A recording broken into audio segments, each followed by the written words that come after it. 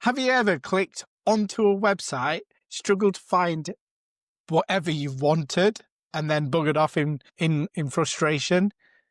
Then if you've done that, that's exactly what your customers have done, okay? If you feel your site isn't built with user experience in mind and customer experience in mind, your e-commerce and UX could be costing you money, okay? So like there's a good way and I'm not saying a bad way, but in today's video, I'm going to walk you through some of the core UX principles that will make your website a little easier to use, more enjoyable to shop on, and ultimately, hopefully, move on to more profitable outlaying. So let's get into it.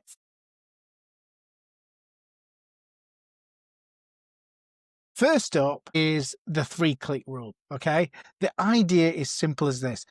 A user should be able to reach what they're looking for in no more than 3 clicks, okay? Ideally less, and that's where placing certain things on your site can really help, okay? So, for example, menswear, womenswear, or directing them, for example, like Matt does, where it's bib shorts, jerseys, socks, or accessories, and then, hats and so on, okay? So you get the idea. You need some clear navigation. And this is the backbone of all sites, okay? So that's whether it's e-commerce or B2B. If your navigation is rubbish, then people are just confused, okay? Keep it very simple with clear labels. So like shop men's shoes or just men's shoes, okay? Not explore footwear solutions, for example. People should know exactly what to do and expect. And drop downs are absolutely fine, but keep them tidy and very logical. And if you're not sure, then go on places like Topshop, Next, etc. Have a look how you navigate around your favorite shops, okay? Because the bigger brands that have invested are usually the ones that are doing a hell of a lot better, and that's because they've invested in UX, for example. So that next step is to have an effective search function, and not everyone uses menus or like buttons sometimes, okay? Because people shop in different ways. Some people just like to search. So if you have a clear and visible search bar with predictive text or filters that help customers find products fast, for example, you could type in red dress and then that should instantly technically suggest matching items. And I think you can set that up pretty easily on Shopify.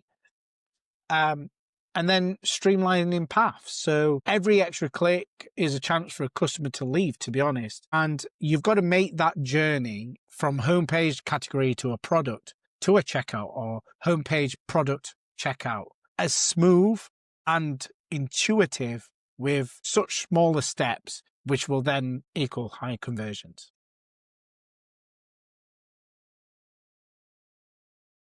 Next is navigation and menus. This is where any e-commerce site really does go wrong. So first up, mega menus. If you sell a ton of products, don't just have a list, right? Break them down into categories. Mega menus are absolutely your best friend. They allow you to display your categories in one view. For example, menswear, womenswear, kids, accessories, okay?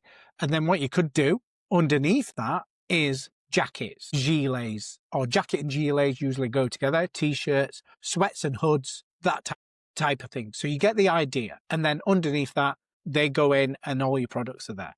Okay. Rather than dumping like 20 items in one big list, like all of this and an unclean and unorganized mega menu or menu in general is like going into Primark and having everything mixed in together, right? So you go around one corner and it's women's wear, and then you see a stack of clothes and you're like, they're nice, but they're kids wear, So it's that kind of thing. And then just have a clean design. So don't clutter it. Use white space. Please, for the love of God, use white space. You don't have to fill every inch of your site with stuff. Simple typography, maybe even an icon or a subtle image here and there to just guide users, but you don't have to overcomplicate it. Many times I see like menus or hovers where they've got pictures chucking out of people. You don't need to do that, okay? You just got to keep your menus, no mess, because a messy menu is like a messy shop. Like I gave the example of Primark. And it ultimately just drives people away because they just get frustrated. They rage click. So just make sure your navigation is top notch. The next thing is color theory. Okay. Colors do more than you actually think on your website.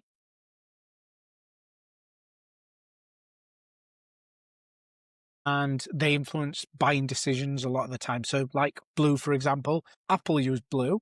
And the reason that people use blue is because it equals trust. It's perfect for buttons and checkout pages, to be honest. And it reassures people. But it's not like a dark blue. It's just light blue. Doesn't have to be like silly, but it can be anything. Usually it's a third choice color that you've got in your brand book or whatever. But red, don't use red because red is like urgency, it's sales.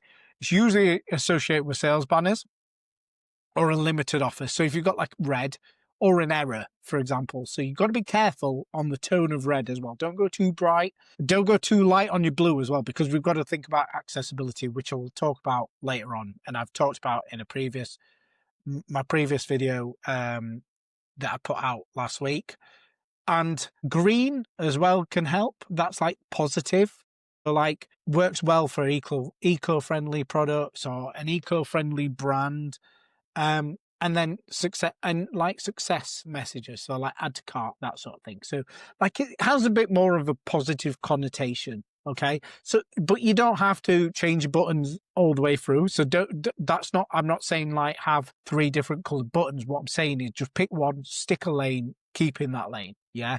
So, because you've got consistency is very much key in everything. And I preach this to all my clients is consistency, continuity, and keeping everything in all of your call to action buttons the same color. Can customers quickly learn everything that they need to do? So and that thing is just literally, that's a button, that's a button, that's a button. And that's what you want to do. You want people to click and then take action, and it trains their eyes and ultimately improves usability. But that doesn't come without consistency, okay? And remember, as I've mentioned, accessibility, so I'll touch on it quickly. Check that your colors and contrasts are high enough for people's vision with vision difficulties. Because if they can't see, and it's a beautiful button, they can't see it, so it's wasted, essentially. So they can't, they have to work twice or 3 times as hard to get to your product, and you don't want to do that. A lot of the time, I've seen really fancy sites, but accessibility is just like absolutely dreadful. Okay, so just keep it simple, pick a lane, stay in it, and keep consistent. Right?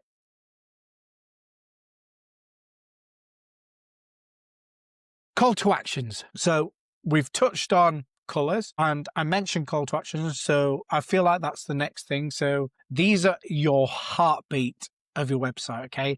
So visibility, as we mentioned, is the whole point of a CTA is to stand out using a bold and like contrasting color to whatever it's behind, or the pop-up or the background, for example. You've also got to make it action driven. Okay. So like add to cart, buy now. Like cart is very American. So we could say basket, or, buy now, or get started. Something short, commanding, clear, but you don't have to be too salesy with it. I don't think. Not in this day and age, because people are more like, if somebody's come on your site, they're there to buy, right?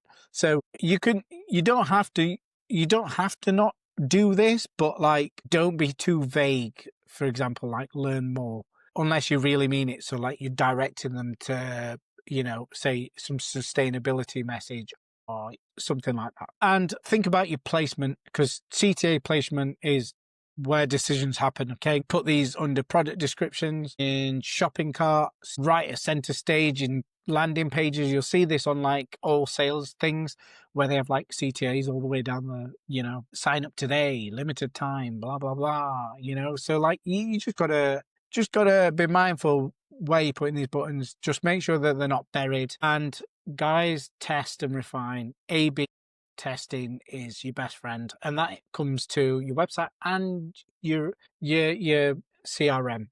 And I'll talk about CRM at another point, but like, because there's user experience in that as well, and just in general, being a designer for e-commerce for a long time, there's certain things that you want to be doing. Okay. So test and refine it. Like, you know, test the colors, test the words, test placement, small tweaks. These all can be a matter of like conversion, or, you know, changing the way somebody thinks about your website. You know, one store you might find that green works with buy now, and then another you might see test results and you've had better results with red.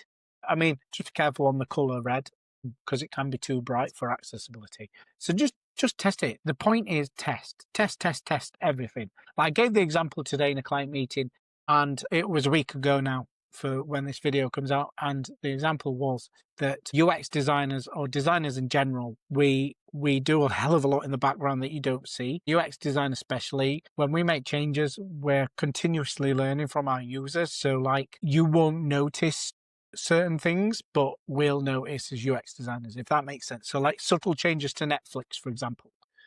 And this lastly brings me to, you know, section 5, and I'm going to finish on this point, and that's product placement.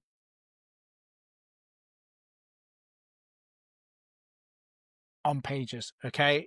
Make sure you've got a hero banner that's above the fold with a key product, or something with call to actions that sends people to your best sellers or your men's and female wear straight away. Okay, usually it's promotion, depending on who you are and what you sell and that sort of thing. But you have to entice people in, guys. Don't just put, for the love of God, welcome to my store. Don't do that, right? Put your product there. Tell people what you're bloody selling. It's usually, if you're a clothing brand, for example, you need to be doing autumn, winter, Black Friday, that sort of thing. Okay, so it has to be something that encapsulates your audience into your store, and that needs to be above. And that's prime real estate. Okay, and then underneath that, we can have things like collections, or put your products there. So like your best sellers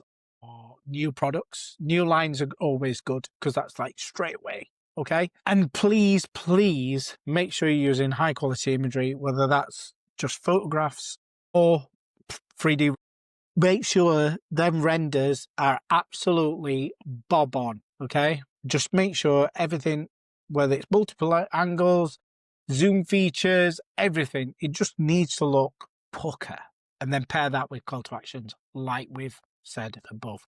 And that's usually how you can get away with it. This isn't just design, it's psychological, and that's where UX designers are a little bit different. We think more empathetic to your clients, and that's why I did that video last week where I said that we don't design for our customers, even though we do. Like, the whole point of that is irony, and that we design for your end user, not you, so to speak.